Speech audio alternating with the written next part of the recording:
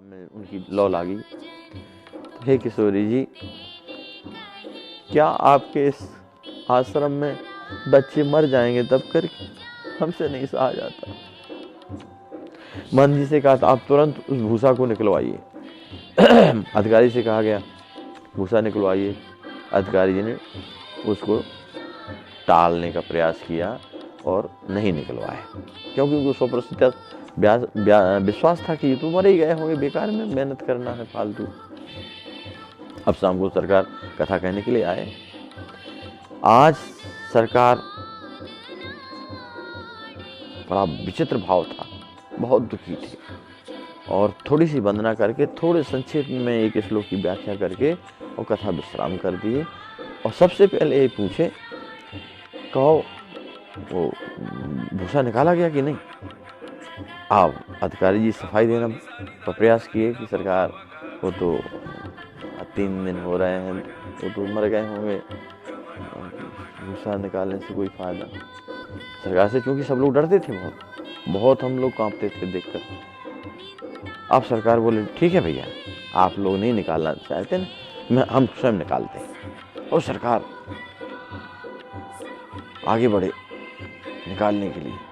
तब सब लोग दंडोत किए, चरण पकड़े, सरकार आप विराजिए, हम लोग निकाल रहे हैं। तब हमारे गुरु भाई स्वामी सन जी, पालिया जी, सीतारमण दास जी, ये लोग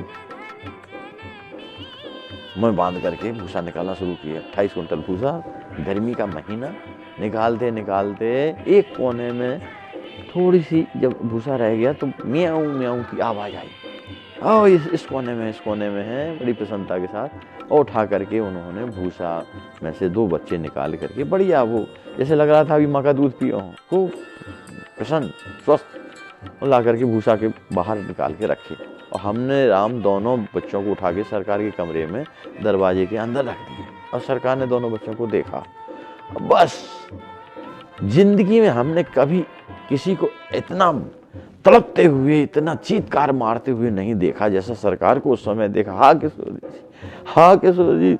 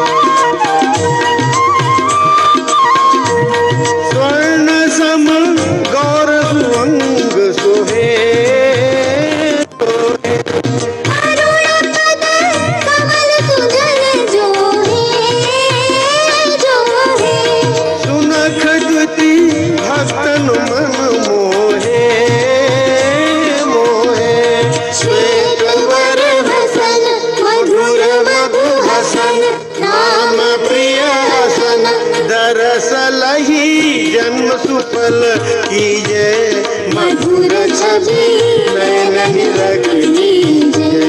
आरती सद्गुरु की कीजे, मधुर छवि नयन निरख लीजे।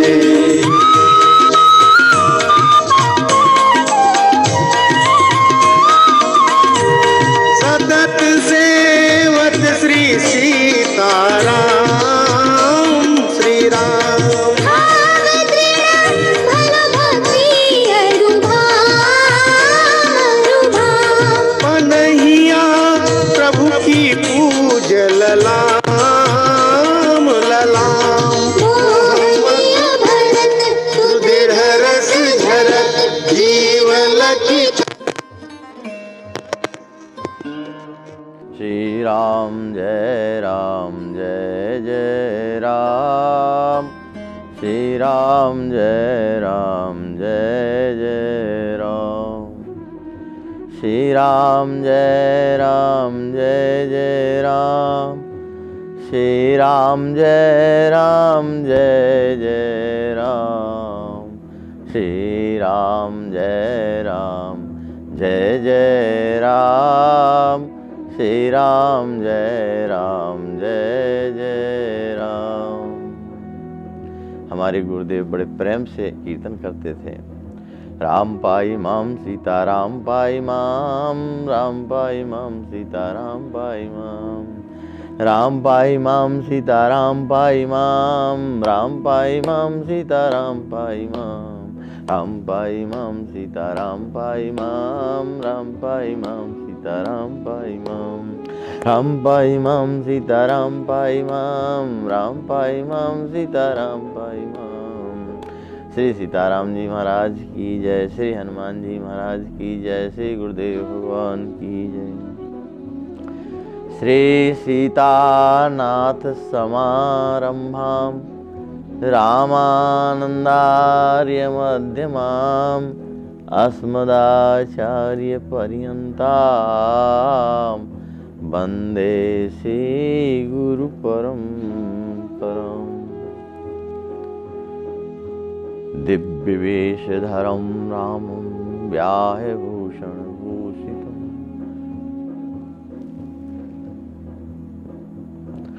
नित्यं स्मरामि तिलकाङ्कितभव्यभालं, स्वर्णच्छविं रसपञ्चरहस्यविज्ञं। श्रीराम नाम अविराम रटन् महान्तं, श्रीराम हर्षण गुरुं प्रेमावतारम्।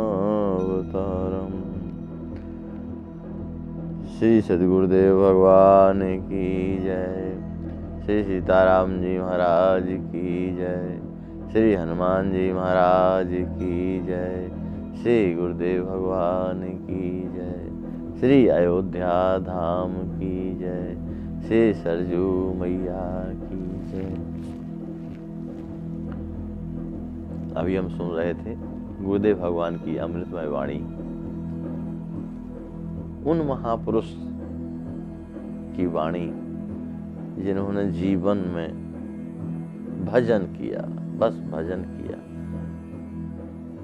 भजन भजन भजन, कीर्तन भजन कीर्तन भजन, कथा श्रवण, यही आहार था उनका। नाम रूप लीला धाम, इन्हीं चारों का आनंद लेते थे, डूबे रहते थे। सौभाग्य रहा कि उन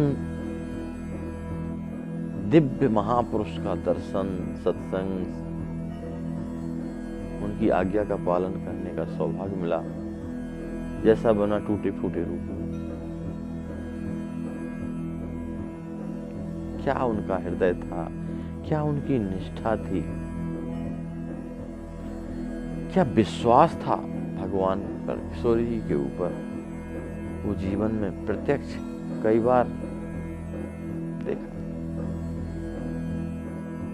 क्या दया थी उनके हृदय में, कितनी दया भरी थी उनके हृदय में। वास्तव में जो कहा गया है कि भगवान में अनंत दिव्य गुण हैं, वो प्रत्यक्ष रूप में सच्चे भक्त के आचरण में उनको देखने को मिलते हैं। एक बार लगभग ये बात सन 84-85 की होगी। बैसाख का महीना, गायों का भूसा खत्म हो गया था, भूसा खरीदा गया और एक कमरे में भर दिया गया। और जो साधु सेवा करता था गायों की, वो दिन में भोजन के बाद विश्राम में सो गया और भूसा लाने वाले उसमें भूसा भर दिया। शाम को देखते हैं कि एक बिल्ली आई और बार बार म्याऊं म्याऊं करे और भूसा के ऊपर दरवाजे पे चढ़े, क्योंकि उसमें 28 कुंटल भूसा एक कमरे में भर दिया गया, पूरा ऊपर तक, उसमें बिल्कुल जगह नहीं थी। जब वो गौ सेवा करने वाला देखा कि बिल्ली चिल्ला रही है, तो उसको याद आया कि बिल्ली के बच्चे कोने में 2 बच्चे थे और भूसा वालों ने भूसा भर दिया तो वो मर गए होंगे। उन्हीं के दुख से दुखी होकर बिल्ली म्याऊं म्याऊं चिल्लाए और भूसा पे बेचारी चढ़े और फिसल के नीचे गिर जाए। अब विचार कीजिए, आज दोपहर में भूसा भरा गया, वो बच्चे जब भूसा भरा गया उस समय सो रहे थे, तो लोगों को पता नहीं चला। दोपहर में भूसा भरा गया, शाम हो गई, रात गुजर गई। दूसरे दिन हम लोगों ने चर्चा की, अधिकारी जी परम पूज्य श्री भक्तमाली आश्रम से आए हुए राम कमल दास जी महाराज को, कि महाराज जी उसमें बिल्ली के बच्चे कल दब गए हैं, उसको निकलवाया जाए क्या? तो उन्होंने कहा कि अरे भाई, उसमें हाथी भी जिंदा ना रहता, इतना भूसा भरा है, मर गए होंगे, सूख जाएंगे, कौन निकालेगा इतना भूसा, और जिंदा हो रहने की तो कोई आशा है नहीं। बात आगे बढ़ी, ठंडे बस्ते में पड़ गई। दूसरे दिन सरकार कथा कहते थे रोज, दैनिक सत्संग। आज भी बिल्ली वही म्याऊं म्याऊं पर मंदिर में परिक्रमा करे, म्याऊं म्याऊं चक्कर काटे, कोई कार्रवाई नहीं हुई। कुछ दिन गुजर गया। अब अगले दिन बिल्ली रोते रोते, और महंत जी सवेरे सरकार को स्नान करा रहे थे और उनका बिस्तर खाली था, कमरा खुला था, वो गई और बीच बस बिस्तर पर उसने लेटन किया बिल्ली ने। अब महंत जी आए तो देखे बदबू, बिस्तर पर बिल्ली की गंदगी पड़ी है। वो समझ गए कि उसने हमको उलाहना दिया है कि तुम महंत हो और मेरे बच्चे दब गए हैं, आपने कुछ किया नहीं। उनको बड़ा दुख हुआ। उन्होंने सरकार से कहा। अब सरकार को जैसे ही पता चला, सरकार बहुत दुखी हो गई। हाँ किशोरी जी, उनको वो याद आ गया प्रहलाद के समय की बिल्ली के बच्चे, कि वो जब आगी के आवा, बर्तन के आवा में, मिट्टी में, घड़ों में रखा हुआ बच्चे, और आगी लगा दी गई आवा में, और वो बच दिए गए राम नाम के बल से, वो बच गए, जिंदा निकले आगी में से। प्रहलाद जी ने देखा, तभी राम नाम में उनकी लौ लागी। तो हे किशोरी जी, क्या आपके इस आश्रम में बच्चे मर जाएंगे तब कर, हमसे नहीं सहा जाता। महंत जी से कहा था आप तुरंत उस भूसा को निकलवाइए। अधिकारी से कहा गया भूसा निकलवाइए। अधिकारी जी ने उसको टालने का प्रयास किया और नहीं निकलवाया, क्योंकि उनको 100% विश्वास था कि ये तो मर ही गए होंगे, बेकार में मेहनत करना है फालतू। अब शाम को सरकार कथा कहने के लिए आए। आज सरकार, बड़ा विचित्र भाव था, बहुत दुखी थे, और थोड़ी सी वंदना करके, थोड़े संक्षेप में एक श्लोक की व्याख्या करके और कथा विश्राम कर दिए। और सबसे पहले ये पूछे, कहो वो भूसा निकाला गया कि नहीं? आप अधिकारी जी सफाई देना का प्रयास किए कि सरकार वो तो 3 दिन हो रहे हैं, वो तो मर गए होंगे, भूसा निकालने से कोई फायदा नहीं। सरकार से चूंकि सब लोग डरते थे, बहुत हम लोग कांपते थे देखकर। अब सरकार बोले ठीक है भैया, आप लोग नहीं निकालना चाहते ना, हम स्वयं निकालते हैं। और सरकार आगे बढ़े निकालने के लिए।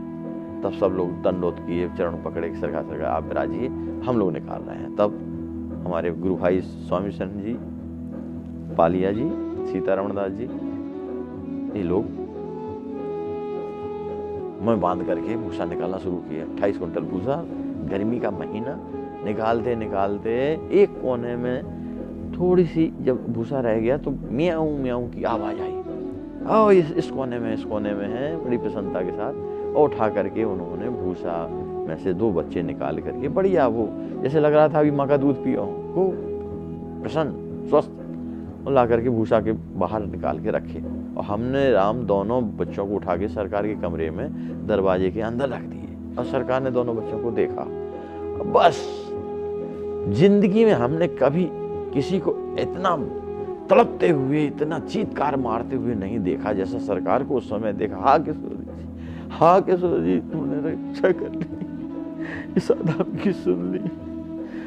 बहुत करुण उस समय दृश्य था, हाय हाय मची हुई थी। और वो बिल्ली के बच्चे बड़े प्रसन्न, एक के ऊपर म्याऊं म्याऊं करते हुए बढ़िया प्रसन्न। तब तक फिर बिल्ली आई और दोनों बच्चों को उठा के ले गई। फिर सरकार ने उन बिल्ली के बच्चों का भंडारा भी किया। तो कहने का मतलब ऐसे महापुरुष जो किसी का कष्ट नहीं देख सकते थे, उनके शब्द थे, बेटा संत सेवा सब जगह होती है, संतों की खूब सेवा सब जगह होती है, भोजन वस्त्र निवास इसमें आराम से उपलब्ध रहता है।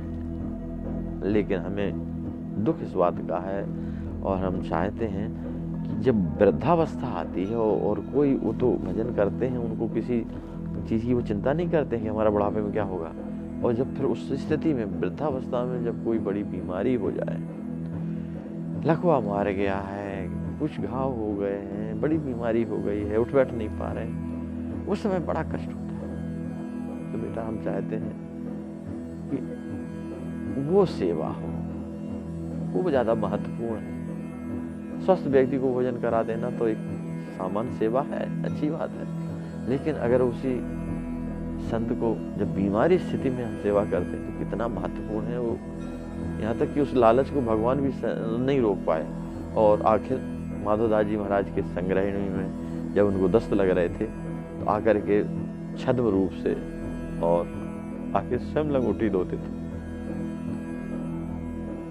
तो वास्तव में इसीलिए नरसिंह जी ने कहा है, वैष्णव जन तो तेने कहिए जो पीर पर आई जाने रे।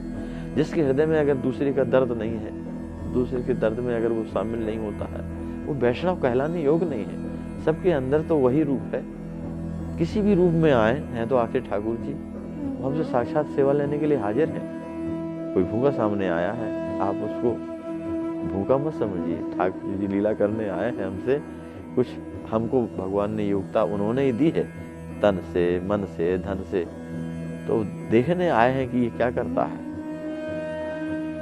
मौका का लाभ लेना चाहिए। इसलिए रामसुखदास जी महाराज बार बार कहते थे प्रवचन में कि समय की चूक की हुक जीवन में सज्जन को कभी नहीं भूलती, इसलिए मौका नहीं चूकना चाहिए। अगर भगवान ने हमको शरीर स्वस्थ दिया है, शरीर में दम है, तो शरीर से सेवा करना चाहिए।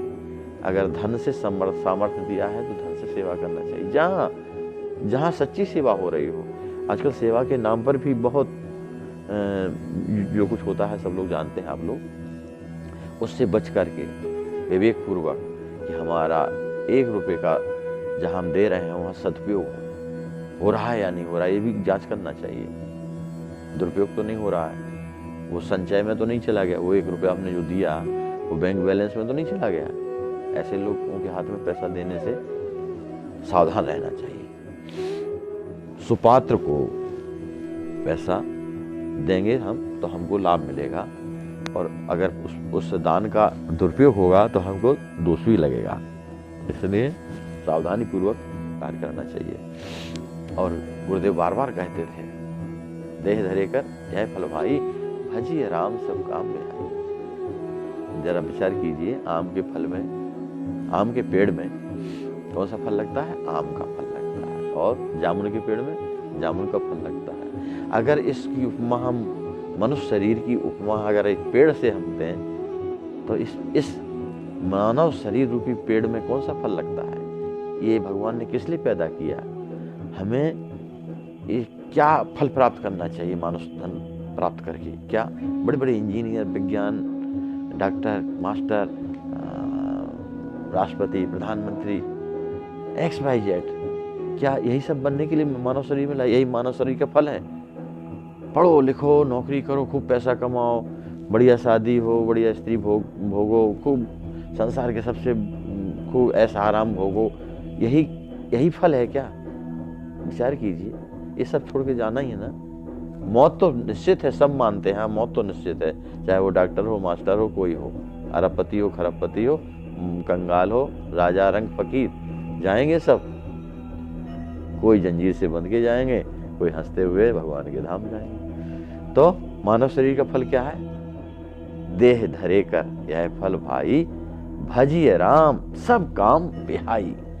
सारे काम को बगल में करके, किनारे करके, भजिए राम सब काम बिहाई। ये है, भजन करो तो क्या होगा, भजन से भगवत प्राप्ति हो जाएगी। अन्यथा हम में और पशु में क्या अंतर है? काम क्रोध भय भूख प्यास सभी के, मनुज देह सो साधु सराहत, सो स्नेह पी के। अगर सो स्नेह सी पिए के, अगर राम जी के चरणों में प्रेम नहीं है तो हम में और पशु में क्या अंतर है? हमसे तो अच्छे पशु हैं, वो तो केवल प्रारब्ध भोग रहे हैं, और हम जो कर रहे हैं उसका फल आगे भोगना है हमको। उनको कोई आगे फल नहीं बन रहा है, कर्म नहीं बन रहा है, पर हमारा कर्म बन रहा है। हम अच्छा करेंगे तो हमको सुख मिलेगा, गलत करेंगे तो दुख मिलेगा, और भजन करेंगे तो राम मिलेंगे, कृष्ण मिलेंगे, शिव मिलेंगे, हनुमान जी मिलेंगे। आज की वाणी का विश्राम। जय सिया राम, जय जय सिया राम, जय सिया राम, जय जय सिया राम, जय सिया राम, जय जय सिया राम, जय सिया राम, जय जय सिया राम, जय सिया राम, जय जय सिया राम, जय।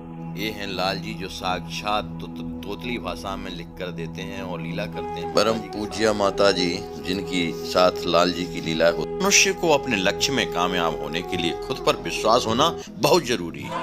वैष्णव जन तो आप यह जो दृश्य देख रहे हैं, ऐसे आज भी हजारों तड़पते ईश्वर अल्लाह से मना रहे हैं कि अब मैं जीना नहीं चाहता, सहा नहीं जाता, मुझे ले चलो। आइए, अगर आपके दिल में ऐसों के प्रति दर्द है तो ट्रस्ट के साथ मिलकर अपने अवकाश प्राप्त समय का दान देकर अपनी बौद्धिक योग्यता का, अपने धन का सच्चा सदुपयोग करके इनका दर्द मिटाएं और उस परम पिता परमेश्वर अल्लाह गॉड का प्यार प्राप्त करें। जिंदगी व संपत्ति तो एक दिन हमें छोड़ना ही है, तो क्यों ना हम अपने हाथ से ही उसका इन दुखियों की सेवा में सदुपयोग कर महान पुण्य के भागीदार। पराई जाने रे वैष्णव जन तो। आप यह जो दृश्य देख रहे हैं, ऐसे आज भी हजारों लाचार वृद्ध अस्वस्थ हालात में पड़े हुए तड़पते ईश्वर अल्लाह से मना रहे हैं कि अब मैं जीना नहीं चाहता, सहा नहीं जाता, मुझे ले चलो। आइए, अगर आपके दिल में ऐसों के प्रति दर्द है तो ट्रस्ट के साथ मिलकर अपने अवकाश प्राप्त समय का दान देकर अपनी बौद्धिक योग्यता का, अपने धन का सच्चा सदुपयोग करके इनका दर्द मिटाएं और उस परम पिता परमेश्वर अल्लाह गॉड का प्यार प्राप्त करें। जिंदगी व संपत्ति तो एक दिन हमें छोड़ना ही है, तो क्यों ना हम अपने हाथ से ही उसका इन दुखियों की सेवा में सदुपयोग कर महान पुण्य के भागीदार बने। वैष्णव जन